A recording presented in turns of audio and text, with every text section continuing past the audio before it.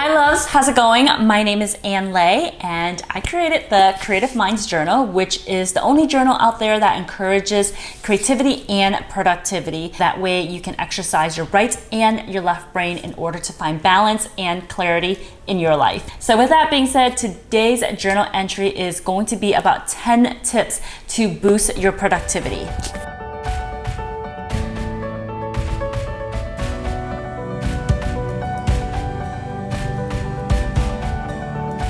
Let's go ahead and dive into number one. Number one is going to be a no-brainer, but usually the obvious are the ones that we tend to forget. So this is a reminder to you, and that is to get some sleep, to get a good night's rest. You want to get about 7 to 8 hours of sleep per day. And if you're not getting that at all, that can be the cause to your mental state and also your happiness. This really affects your mood during the daytime. So if you're feeling grumpy and down most of the time, you may want to take control of your sleep pattern again. We're living in such a fast-paced world, and it's really easy for us to just like get into work and other things in life, and we forget to take care of ourselves. Something that helps me is to get sunlight in the morning, and that is to go outside and get about 10 to 15 minutes of pure sunlight. You want to go out, drink a little coffee or tea or walk your dog, whatever it is, just go out there and be in the sun. The best time of the day to go out and get some sunshine is around 8 a.m. because that's when the sun is out at its best. It's not too strong, it's just enough for you to get a little bit of that vitamin D, that little sunshine, and it really helps with your circadian rhythm as well, which is your internal clock that helps you wake up and go to sleep at night. Blue lights are the most invasive lighting out there. If you can stay away from electronics like 2 to 3 hours before bedtime, that would be really good and helpful to your sleep. I recommend just take like an hour or two to do other things you like catch up on reading, maybe cleaning up, doing the dishes, and so that way when you hop into bed, your mind and your body is ready to get a good night's rest. The blue light can definitely keep you awake and interfere with your circadian rhythm.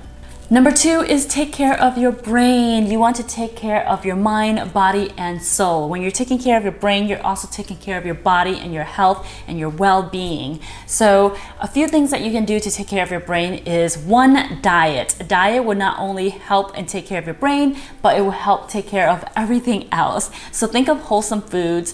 There are so many lists of healthy brain foods out there to check out. All you have to do is Google search. There are books, but I'm going to go over 3 of my favorites. So avocado is one of my favorite foods. It's full of omega-3 fatty acids, which helps with the absorption of nutrients. These are good fats that help increase your feel-good chemicals into the brain. It also regulates mood and emotions. So if you want to be in a good mood, eat good food. Tomatoes, I love tomatoes and avocados together. They are so delicious. Tomato contains high levels of 2 mood-enhancing nutrients. That's folate and magnesium. And magnesium is so beneficial in so many ways, like for your hair, for sleep, just your overall health. So definitely look into that as well. Dark chocolate. The darker the chocolate, the better it is for you, and this helps with the blood flow to the brain. It also contains a lot of mood-enhancing properties and also helps you with focus and your cardiovascular system. Other things you can do to keep your mind healthy is taking care of the state of your mind. I like to do mindfulness exercises in my journal. Usually in my journal, I just go to the mind spill page, or I go to the interpretation page. Doing the improv artwork also helps you stay present, mindful, and aware. So journaling is really great for mindfulness and staying present. Number 3 is to be around healthy people and people that inspires you. Now I know that in the entrepreneur space, in the business space, they say that you are the 5 people that you spend the most time with, and a lot of people would tend to just gear toward the people who are rich and wealthy. And for me, I think what's important is to be around the people who are happy, the people who are living life to their fullest potential, and the people who knows what happiness really is. You want to be around those people, not what's in their bank account, because those people can be the most miserable people, and that can reflect upon you. So find people who are just like living their healthiest, most happiest, and greatest life out there. So anybody who's really into fitness, health and fitness, and they're really happy about it, they're really excited and passionate about what they do, people who are into like gardening or something like that, people who find passion in their lives, you want to be around those people, because those are the people that will inspire you to live your best self. Number 4, this is going to be super, super difficult for a lot of you guys, but put your phone in a different room. I know when I do that, I really was able to like complete most of my projects or complete many of the things that are on my checklist. Usually when I have the phone on my desk, in front of me, in front of the computer, I just go back and I get distracted so easily. So now what I do is I put my phone in my bedroom, and although it's just a room away, I stay on my computer, and then I'm just like, once I'm in like my work mode, I'm just there. I'm like, oh, I can't get up. And I just like finish my work. And then when I really, really have time, then I walk to my room and then I would check my messages or whatever. So I highly recommend for you to do that. It really works and it's beneficial to you. So why not do it? I mean, the phone is such a huge distraction. It's fun, it's great, but you know, like always checking your messages, being on Instagram, it's like a drug. It produces dopamine whenever you go and you check for instant gratification on your Facebook or your Instagram. So try to stay away from your phone by putting it into another room. That will help prevent you from checking it every single second. You will be able to focus more on whatever task you're working on. Number 5, this one is so simple.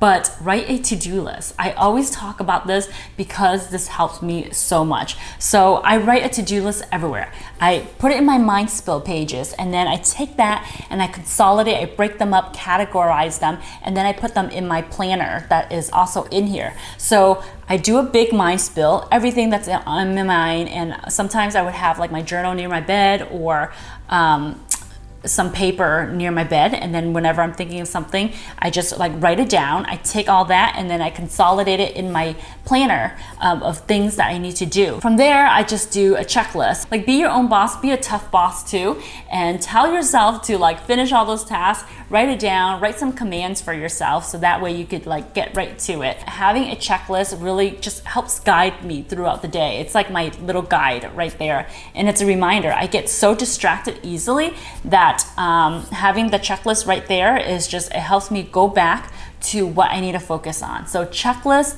is so easy to do and it's so easy to forget. So make sure to create a checklist. It would definitely help you out 110%.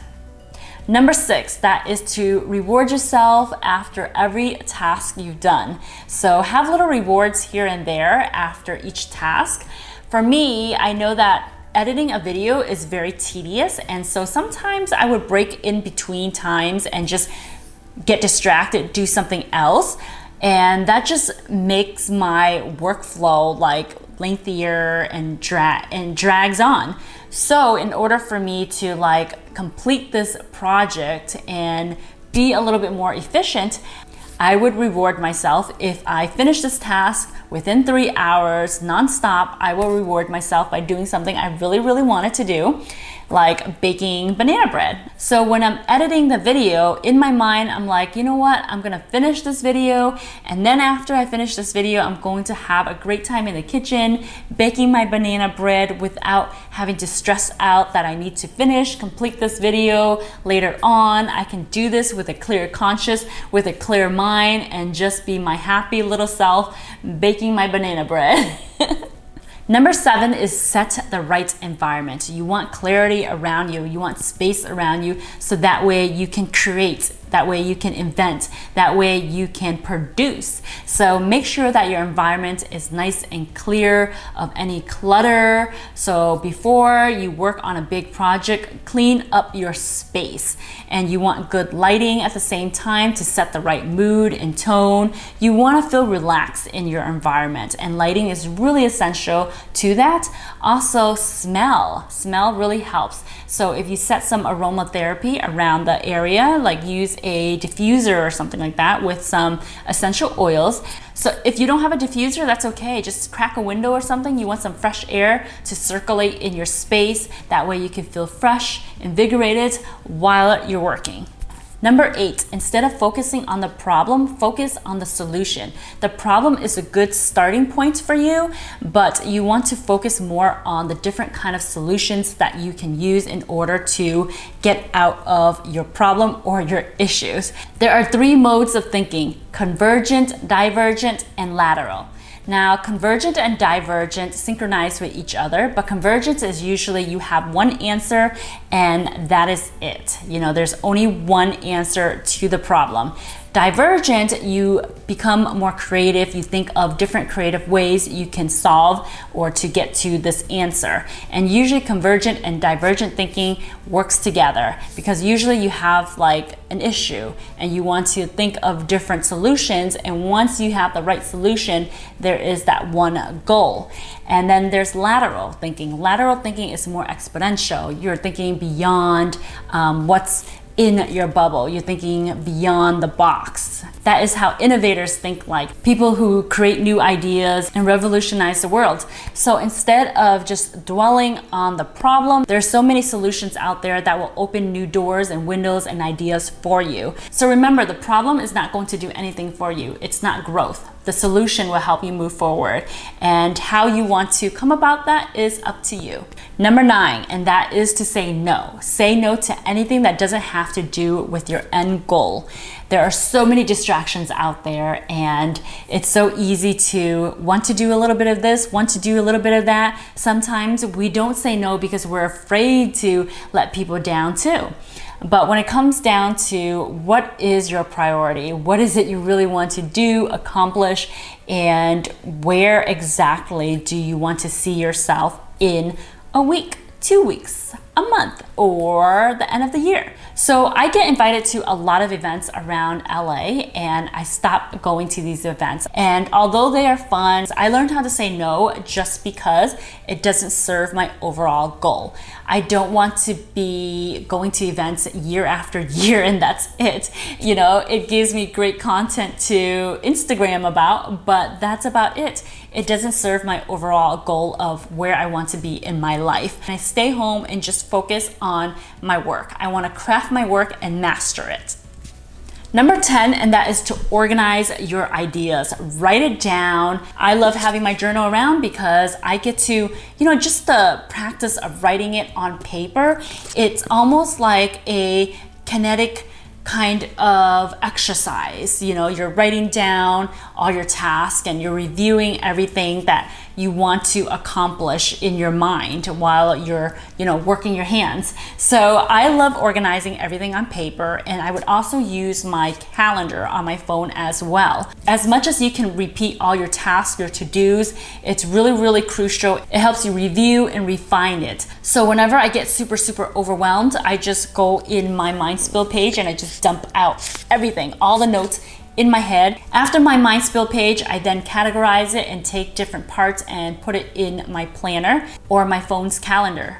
So it's almost like taking everything, all the ideas in your head out and just putting it in the right place so that way you can plan out your life and live it. At the end of the day, you just want to focus on your craft, master it, and make it happen. Create your best life. So if you want to get a hold of this list, make sure to go to creativemindsjournal.com, sign up for our weekly emails. Other than that, thank you all so much for watching, and I will see you next week. Ciao!